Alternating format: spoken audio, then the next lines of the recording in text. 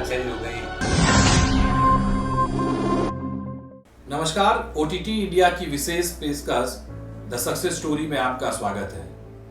आज success story में हम उस प्रवासी राजस्थानी व्यक्ति की बात करने वाले हैं जो 1974 में गुजरात की अहमदाबाद भूमि पर आया और उसके बाद में दिन रात मेहनत कर गए, परिश्रम करके एक अपना बड़ा साम्राज्य बनाया।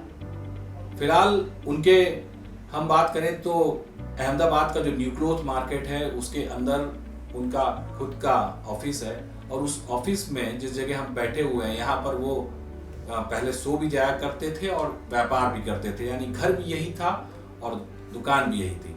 कपड़ा मार्केट में आज उनका डंका बजता है और उस व्यक्ति से हम जब बात करेंगे तो उनका परिचय मैं दे दूं। उनका नाम है बाबूलाल जी मंडोवरा और अपने आप में कमल टेक्सटाइल के वो मालिक हैं। उनका काम जो है कपड़े को प्रोसेस करना और लोगों को बेचना। आज हम उन्हीं से बात करेंगे। बाबूलाल जी, आपका ओटीटी इंडिया में बहुत स्वागत है। जय जिनेंद्र।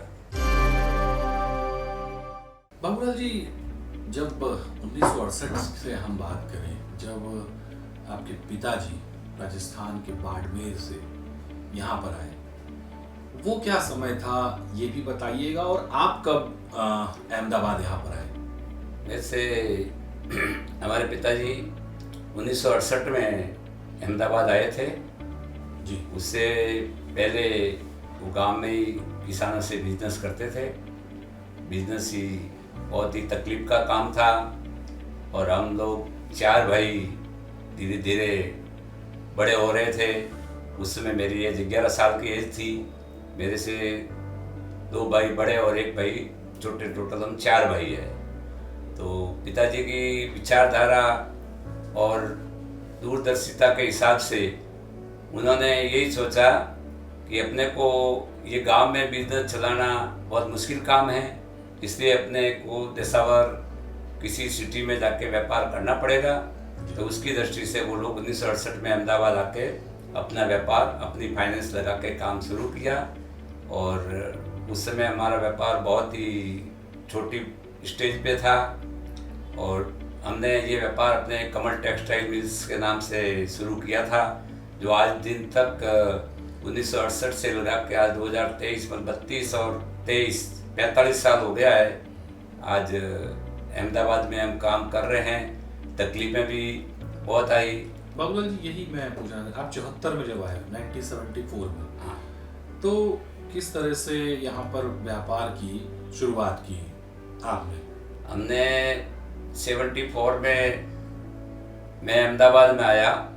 उस समय कस्टमर भी यहाँ लोग कम आते थे, तो हमको ऑल ओवर इंडिया में घूम घूम के कपड़ा बेचना पड़ता था। मैं खुद 4-5 साल तक देशावर, जैसे यूपी में, बिहार में, महाराष्ट्र में, बंगाल में सब जगह जाना पड़ता था। तकलीफें देखनी पड़ती थी, पैसा इतना था नहीं, तो मेहनत बहुत करनी पड़ती थी। धीरे धीरे अपना डेवलपमेंट करते करते आज अपने ये स्थिति पे पहुँचे हैं। बाबूलाल जी, ये सवाल मैं और इसको डिटेल से जानना चाहूँगा कि जब आप न्यू ग्रोथ मार्केट में आए तो किस तरह से यहाँ पे रहते थे? क्या घर अलग था या यही दुकान के अंदर आप लोग रहते थे या कुछ और चीज़ें थी? खाने की क्या दिक्कतें होती थी और क्या समस्याएं रहती थी उस समय? 74 में जब मैं आया तब यहाँ हमारे कोई भाई की भी फैमिली यहाँ नहीं रहती थी, तो हम लोग इसी दुकान के अंदर सोते थे। इसी दुकान में गर्मी होती तो बाहर मार्केट की बाहर रोड पे जाके बिस्तर बता के सोते थे और खाना या लॉज में खाना पड़ता था। बहुत ही खाने पीने की और रहने की तो बहुत ही तकलीफ थी, लेकिन वो तकलीफ सहन करते करते हम इन्हें ये काम किया है और तकलीफ तो कोई माप ही नहीं। आज के ज़माने के हिसाब से तो बहुत ही तकलीफ थी।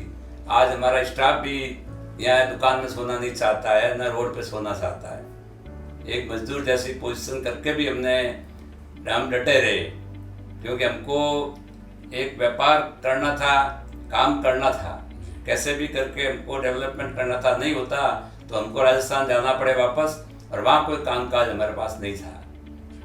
बाबूलाल जी, ये सवाल जो आपने बहुत ही अच्छा जवाब दिया कि आप रात को बाहर सोना, गर्मियों के दिनों में रोड पे और फुटपाथ पे जाके सोते थे, यहाँ व्यापार करते थे।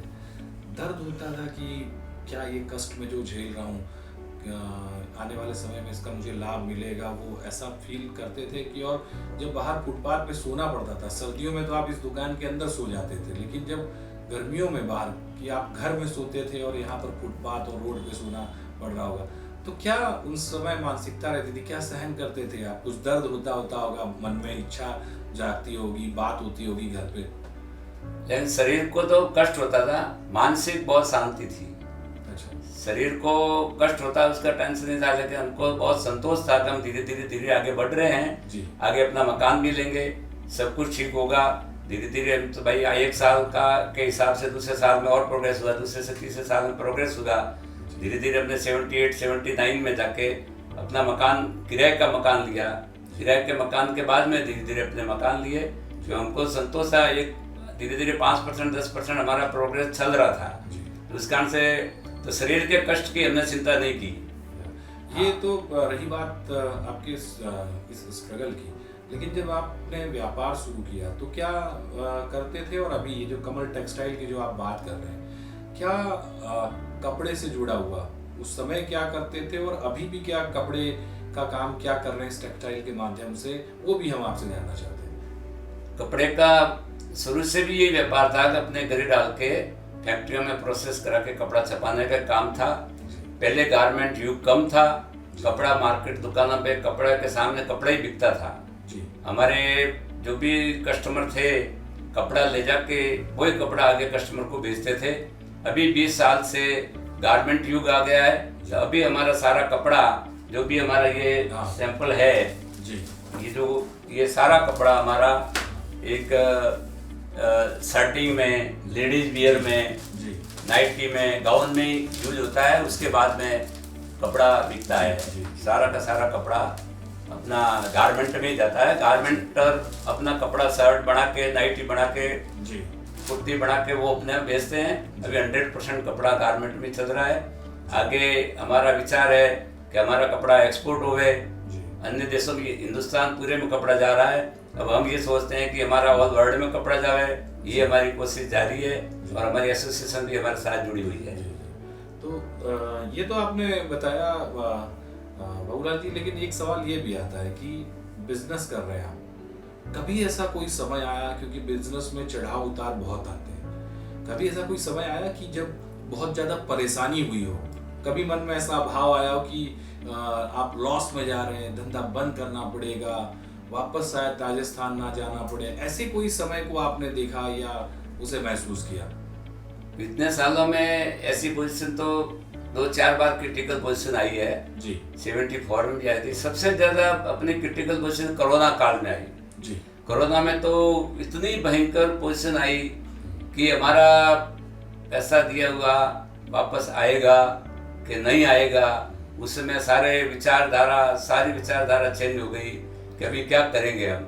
इसके मुकाबले में कोई क्रिटिकल पोजीशन नहीं आई जितनी कोरोना काल में आई। 2 बार कोरोना आया, मार्केट यहाँ 50% डाउन हो गया।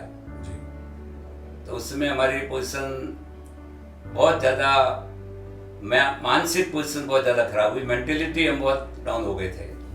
फिर धीरे धीरे कोरोना काल गया, फिर हिम्मत बढ़ती गई, फिर अपना हमने, प्रकृति ने हमको साथ में दिया तो चलता रहा। ये समस्या क्या उस समय क्या होता था मन में, क्या मानसिक मन में? हमारा व्यापार सारा क्रेडिट पे चल रहा है, मतलब उधार कपड़ा बेचते हैं। महीने से भी पेमेंट आता है, 2 महीने से भी पेमेंट आते हैं। लेकिन उस समय तो 2 महीना 70 दिन तो कंप्लीट क्लोज रहा। अब 70 डेज के बाद में कौन जिंदा है कौन मर गया है हमको भी ध्यान नहीं। फिर हमने ग्राहकों को टटोला, आपकी तबीयत कैसी है? वो रुपया हमारा दिया हुआ कम से कम 5 महीना 6 महीना 7 महीने से रुपया धीरे धीरे आया। तो उसमें जब हमने दुकान 70 डेज बाद खोली तो हमारे दिमाग में ये टेंशन था कि हमारा रुपया सारा ही खत्म हो गया है, तो हम आगे क्या करेंगे। सारी मार्केट की पोजीशन ये हो गई थी और हमारी भी ये पोजीशन हो गई थी। तो उस समय हम भयंकर टेंशन में आ गए थे कि व्यापार का कैसे व्यापार चलाएंगे। अच्छा, तो बाबूलाल जी, संकट में से आप उभरे, कोरोना महामारी जैसा संकट उस समय, लेकिन एक सवाल ये भी मैं आपसे पूछना चाहता हूँ कि इन संकटों में से निकलकर समाज की हम बात करें, समाज जीवन की बात करें आपके, तो सामाजिक जीवन में क्या आपने किया? क्योंकि कुछ व्यापार के साथ साथ आपकी मेहनत है, ईश्वर का आशीर्वाद है, लोगों की दुआएं हैं, लेकिन सामाजिक जीवन में किस तरह से आप लोगों को मदद कर रहे हैं और क्या कर रहे हैं? सामाजिक जीवन में तो हमारे पिताजी का ही बीज बोया हुआ है जी। तो वो एक आज हमारे गांव के भामाशाह कहलाते हैं जी। उन्होंने अपने समय में, हमारे पास कुछ भी नहीं था तो भी बहुत हिम्मत करके उन्होंने हमारे गांव में, सिरदरी गांव है हमारा बाड़मेर डिस्ट्रिक्ट में, तो हमारे गांव में एक हायर सेकेंडरी स्कूल बना के गवर्नमेंट ऑफ राजस्थान को डोनेट की। जी। उसके बाद में भी वही बीज हमारे में भी चला। जी। तो मैंने भी गांव में पीने के पानी की तकलीफ थी, स्कूलों में मोस्टली हमने सरकारी स्कूल की तरफ भी ध्यान दिया, गवर्नमेंट स्कूल में गरीब बच्चे पढ़ते हैं। जी। तो वहाँ मैंने एक प्याऊ बनानी, पानी, ठंडे पानी की प्याऊ बनानी शुरू की। ऐसे करते करते मैंने 16, आज दिन तक अभी 16 प्याऊ बनाई है और ये काम कंटिन्यू चल रहा है। दूसरा, हमारा परिवार थोड़ा धार्मिक, फादर मदर के हिसाब से धार्मिक प्रवृत्ति का भी है जी। उसके हिसाब से हमने, हमारे परिवार ने एक लोगों को यात्रा, ट्रेन के द्वारा यात्रा कराई काफ़ी लोगों को। उसके बाद में हमने अहमदाबाद से संघ भी पैदल निकाला, उसमें भी लोगों को यात्रा कराई 15 दिन तक। अभी मेरा एक छोटा सा विचार है कि भाई इतने सारे मंदिरों के दर्शन किए तो मेरे दिमाग में भी एक आया कि भाई मैं भी एक छोटा सा मंदिर बनाऊं। तो मेरे को भी अभी शंखेश्वर में एक छोटा मंदिर बनाने की परमिशन मिली है, जिसका काम अभी शुरू है। ऊपर वाला चाहेगा तो 1-2 साल में पूरा हो जाएगा। नहीं, बहुत ही उम्दा विचार हैं आपके बाबूलाल जी, लेकिन ये बहुत सारी चीज़ें जो आपने बताई, लेकिन एक सवाल ये भी मैं आपसे पूछना चाहता हूँ कि जिस तरह से आपने स्ट्रगल किया, राजस्थान के उन युवाओं को, राजस्थान के हर एक बच्चे को और गुजरात के युवाओं को क्या संदेश देना चाहते हैं आप हमारे OTT इंडिया के माध्यम से कि किस तरह से संघर्ष करना होता है, किस तरह से आदमी आगे बढ़ता है? आदमी को अपनी विचारधारा कभी कमजोर नहीं करनी चाहिए। शरीर को कितना भी कष्ट पहुंचे, शरीर का कष्ट कुछ समय का होता है, लेकिन अब आदमी जब विचारों से डाउन हो जाएगा तो वो कंटिन्यू रहेगा। तो आदमी को अपना मन को मक्कम करना चाहिए कि परिश्रम करते जाओ, अपना काम करते जाओ, पुरुषार्थ करते जाओ, कोई भी आदमी नीचे नहीं आएगा। अपना मन को कमजोर मत करो, बस एक ही है। बाकी गुजरात से हमको बहुत ही सपोर्ट मिला, गुजरात के लोगों से बहुत सपोर्ट मिला, गुजरात में हमको सुकून भी अच्छा मिला। आज गुजरात की, हम कहीं भी जाते हैं तो राजस्थान की से ज़्यादा हम गुजरात की फरमाइश करते हैं। बड़ी राजस्थान हमारा जन्मभूमि का गांव है, फिर भी हम गुजरात की फरमाइश करते थकते नहीं हैं। क्यों? कि यहाँ का वातावरण, यहाँ का बहुत सरकारी सपोर्ट और यहाँ के लोगों का सपोर्ट बहुत ही बढ़िया है। कभी हमको यहाँ गुजरात में तकलीफ नहीं पड़ी है। हम तो यही सबको बोलते हैं और सबको ये बोलते हैं कि आप गुजरात में आओ और अपना काम करो। बाबूलाल जी, बहुत धन्यवाद आपका इतनी सारी बातें हमसे करने के लिए। आभार।